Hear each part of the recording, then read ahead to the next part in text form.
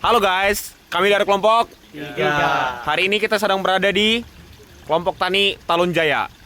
Nah, kira-kira di video kali ini kita mau bahas apa nih? Ya, di video kali ini kita akan membahas terkait sumber daya airnya di kelompok tani Talun Jaya ini. Oke guys, jadi saksikan video kami ya. Bye. Kalau sepengetahuan saya yang utama itu mungkin 90% itu hanya pertanian, tapi di hulu saya juga belum tahu ya. Di hulunya masih air bening, masih dialirkan untuk ke masjid, ke rumah tangga juga ya. Kalau masih di hulu nih, di hulu. Kalau di sini udah, kalau di daerah sini mah udah langsung pertanian karena udah air kotor, udah banyak limbah segala macam. Sisaan lah. Sisa. Tapi masih layak, Pak. Tapi justru kita harus tahu ya, air bening dengan air keruh seperti ini untuk pertanian bagus air gini. Karena di sana udah banyak limbah dari dapur, udah mengandung mungkin ya. Ada pupuk-pupuk rumah tangga segala macam, masih bisa kita membedakan dengan air bening. Air bening mungkin masih kurang lah, karena mungkin zatnya itu masih murni, belum tercampur dengan ini, dengan dari dapur segala macam, dari kotoran manusia segala macam, hewan segala udah masuk ya, akhirnya ke pertaniannya mungkin udah agak subur lah. Beda dengan air keluar dari hulu, masih murni, itu diminum manusia juga masih bisa. Kalau di sini udah nggak bisa, karena mungkin udah banyak sumber-sumber penyakit lah.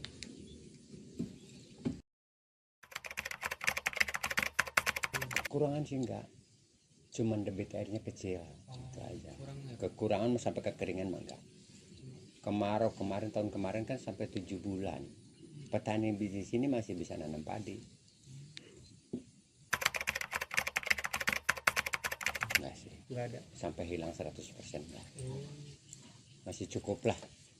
Untuk area pertanian masih mungkin cukup. Faktornya tadi emang karena kemarau aja, Pak. Kemarau juga masih ya, debit masih. air aja, debitnya masih dari biasanya mungkin 100 hanya tinggal 50 gitu.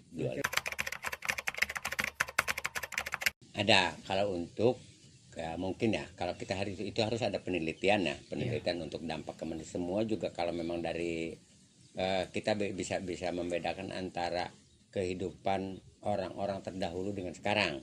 Mungkin zaman dulu stroke itu masih orang-orang udah lansia ya. Sekarang masih muda, masih banyak, udah banyak yang stroke. Penyakit sudah banyak yang ini karena pola makan. Makanannya itu biasanya kan pakai insek. Ya. Dulu waktu saya kecil nggak ada yang namanya insek. Ya, untuk membunuh hama-hama itu nggak ada obat kimia. Cukup dengan obat alami. Seperti daun-daunan yang beracun kan tidak efek ke ini, ke tanaman. Sekarang kan banyak yang instan, itu terserap oleh tanaman, dimakan oleh manusia tanpa pencucian yang lebih ini, mungkin masak segala macam kurang ini, mungkin di situ masih bakteri, masih ini racun-racun. Makanya dari ke airnya juga biasanya kalau air dari sawah turun ke balong, ikan itu mati. Karena di situ disemprot pakai insek, ada racun kiong lah, wereng lah segala macam. Mungkin efeknya ke situ. Terhadap manusia juga ya, mungkin di kampus ya, untuk di agro mungkin di bidang kesehatan mungkin juga. Makanya sekarang banyak yang pola tanam tanpa kimia, dengan hanya pupuk-pupuk organik aja. Itu kan lebih sehat, harga juga lebih bagus. Karena zaman sekarang pengen instan, itulah pakai kimia semua. Akibatnya apa? Mungkin ya secara tidak langsung ya, secara perlahan ke organ tubuh juga ada ngaruh. Ya komplain ke siapa? Dianya sendiri pakai. Iya juga. Sama-sama pakai. Oh, berarti rata-rata dari masyarakat sekitar juga Semua di sini. petani akhirnya bukan petani juga dia mau aja, maulah semua ada ini ya, Iya. beli di pasar. Iya. Mana yang nggak pakai bahan kimia? Hah? Sangat dibilang. Semua, dari padinya, dari sayurannya, dari mana-mana itu semua pakai kimia. Kecuali kita udah tahu ya, yang dari hidroponik itu kan nggak besar-besaran, biasanya di pekarangan untuk konsumsi sendiri. Ya alhamdulillah, kalau dampak positifnya ada. Dari pertaniannya seperti apa, Pak? Pertanyaannya mungkin kita bisa kalau memang airnya tercukupi, ya mudah ini airnya bagus, bisa berhasil lah. Itu dari irigasinya untuk mencukupi perairan lahan-lahan. Kalau untuk pertaniannya sebagai lapangan pekerjaan tuh termasuk, Pak? Atau Ya termasuk, termasuk? karena setiap garap lahan untuk ya buruh untuk traktor kan butuh air. Tanpa air ya nggak bisa lah digarap.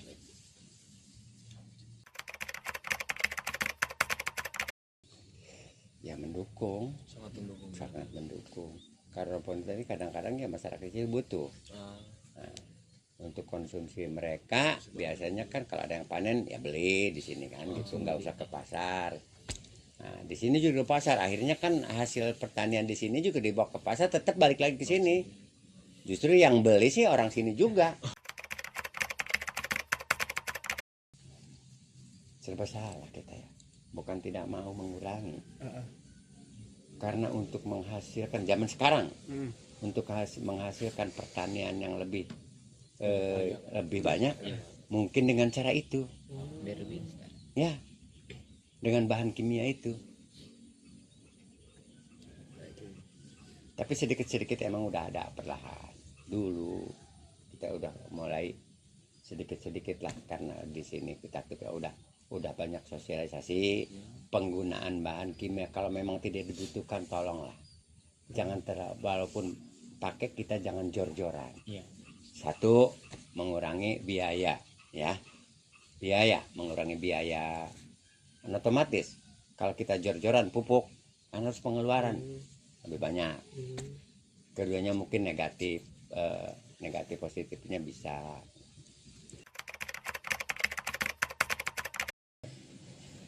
Sisi baik sisi buruknya mungkin setiap ini juga ada ya. Mungkin ada bagusnya, kita alhamdulillah air masih tercukupi.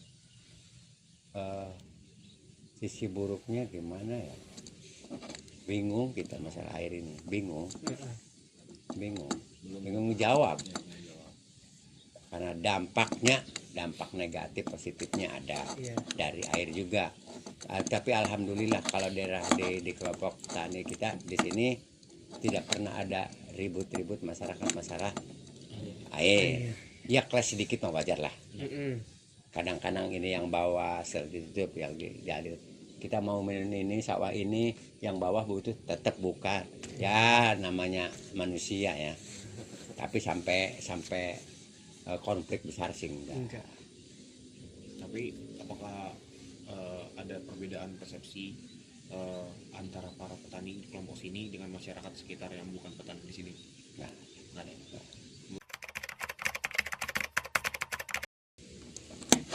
Ya sebenarnya mah yang punya lahan, banyak mungkin itu yang lebih diuntungkan. Gitu.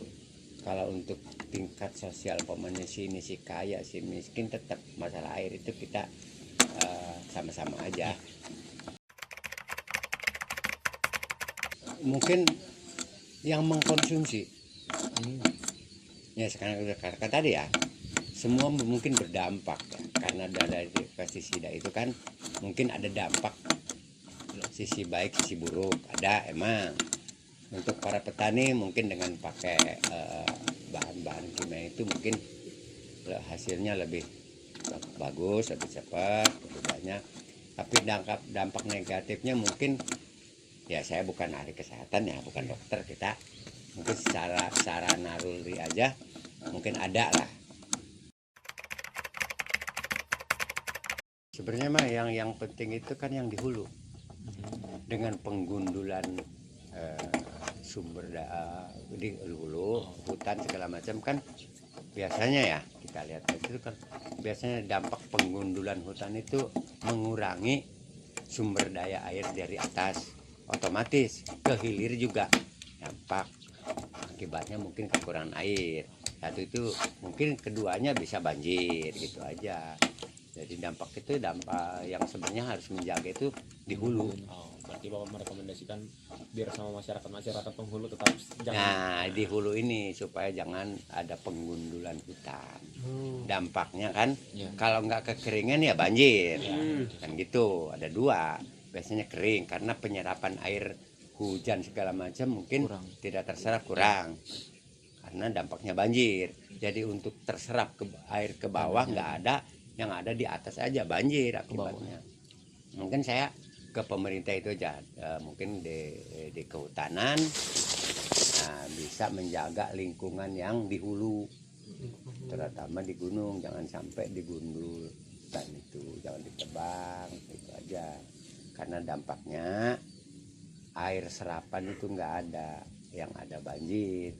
Banjir itu kan yang sesaat. Setelah banjir ya mungkin dampaknya kekeringan. Oke. Terima kasih. Terima kasih Pak. Kami ucapkan, kami juga semakin paham ternyata bukan